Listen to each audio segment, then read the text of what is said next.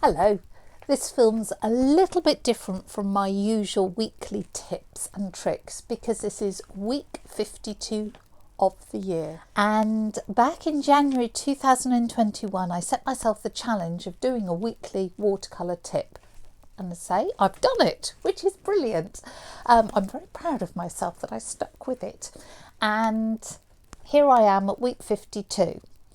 So if you don't know me, my name is Liz Chatterton. I'm a professional watercolour artist based in Berkshire. And every week I really do bring you a tip, trick or technique that I wish I'd known about ages ago. But this week I asked people, well, what questions haven't I answered this year? And I hoped to be able to do a Q&A session and answer lots of questions. But I was blown away actually with the questions I was asked, and I'm really grateful for them because it shows that I really should carry on making these films every week. There's more to say, but I was also really chuffed at all the lovely comments people made, so thank you, and thank you for being on this journey with me. The questions I got asked really came into sort of three camps. There were the very practical ones, and I've written some of them down, about non-staining watercolours from Rowena and how to let the water really work for you. Sam Miller and Vicky asked about that. And so I'll answer those and I'll do films on those in the weeks to come.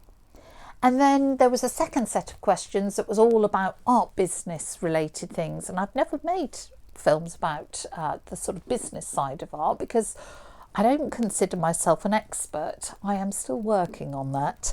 But maybe I do know something. We'll see. And then the third set of questions were more philosophical. And that's what I thought I would try and answer here. I wanted to say that in these 52 weeks, I've learned a huge amount. Obviously, I hope my editing skills have improved, my presentation skills. I've realised how much more I have to learn, which is really exciting too. And obviously, I've met a whole load of lovely people in the process, so thank you for that. So the philosophical questions I got asked were about my own personal art journey, how you find your own style, how you analyse your own work, and why I paint so many jolly animals. It wasn't put in those terms. I started painting watercolours when my eldest son was very little. I had been doing a marketing job in industry, and it entailed flying off around the world, and I had a little team working for me, and all that was very lovely. And I was on maternity leave and I got laid off, made redundant. And it was like, thanks for that, guys. And suddenly I was at home with a little baby, and I'd gone from being a manager of a department to being mummy, which of course was lovely. But, I didn't want to get totally lost in there. And I thought, what can I do where I will be Liz rather than mummy? And I decided to do an evening class. I decided to do a watercolour evening class. And the reason I chose it was very simple. It wasn't as smelly as oils. It washes out of clothes more easily than acrylics, and it doesn't make dust like pastels. So it was a horribly practical reason, but luckily I utterly fell in love with watercolour. And I hope as you've been watching these films, you've fallen more in love with watercolour. So I had some great teachers who taught me all the basics. I also had teachers who pushed me a little bit more to try new things. Gradually I realised I didn't want to be painting very traditional landscapes and things like that. Just didn't interest me. And my eureka moment was actually this picture of cows over my shoulder. We were doing an exercise about swapping colours, keeping the tones the same but swapping colours, and I'd found a picture in an article about mad cow disease, and I painted these cows. They used to be a lot brighter than this.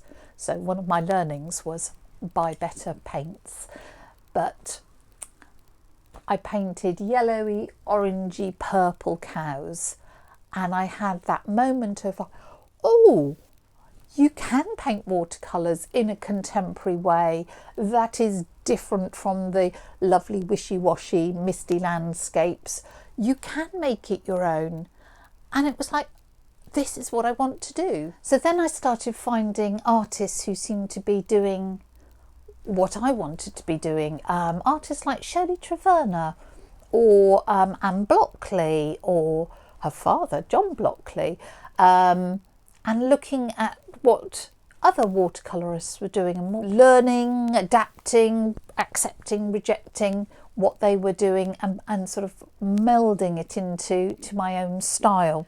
Gradually I started selling paintings, which was wildly exciting, until 4-5 years ago I decided that if I didn't take the jump and become a full-time artist, I would regret it for the rest of my life.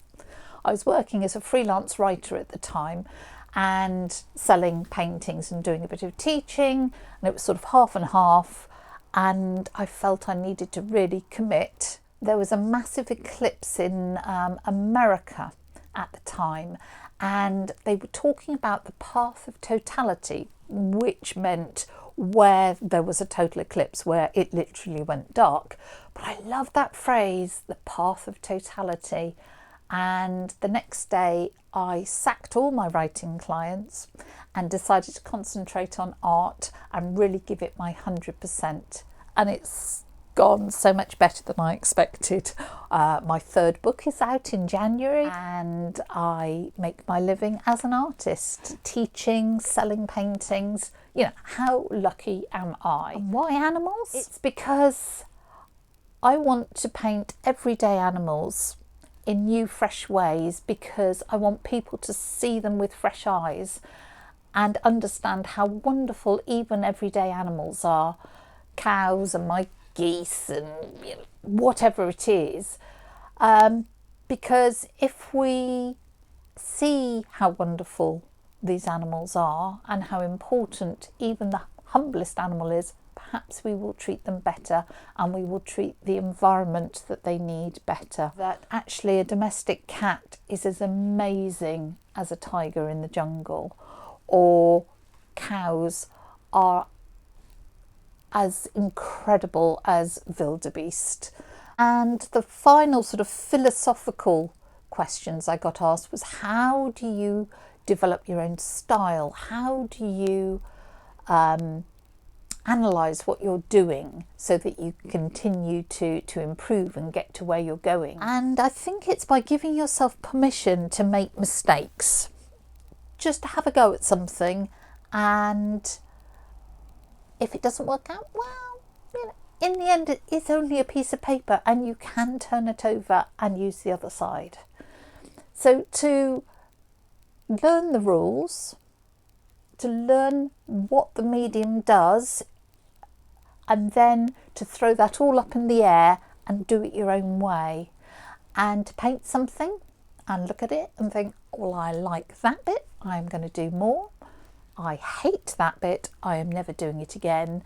And that bit, not so sure about, we'll keep trying. To learn from other people, but take the bits you like, that resonate with you, reject the bits that make no sense, and mush them all together to make your own style.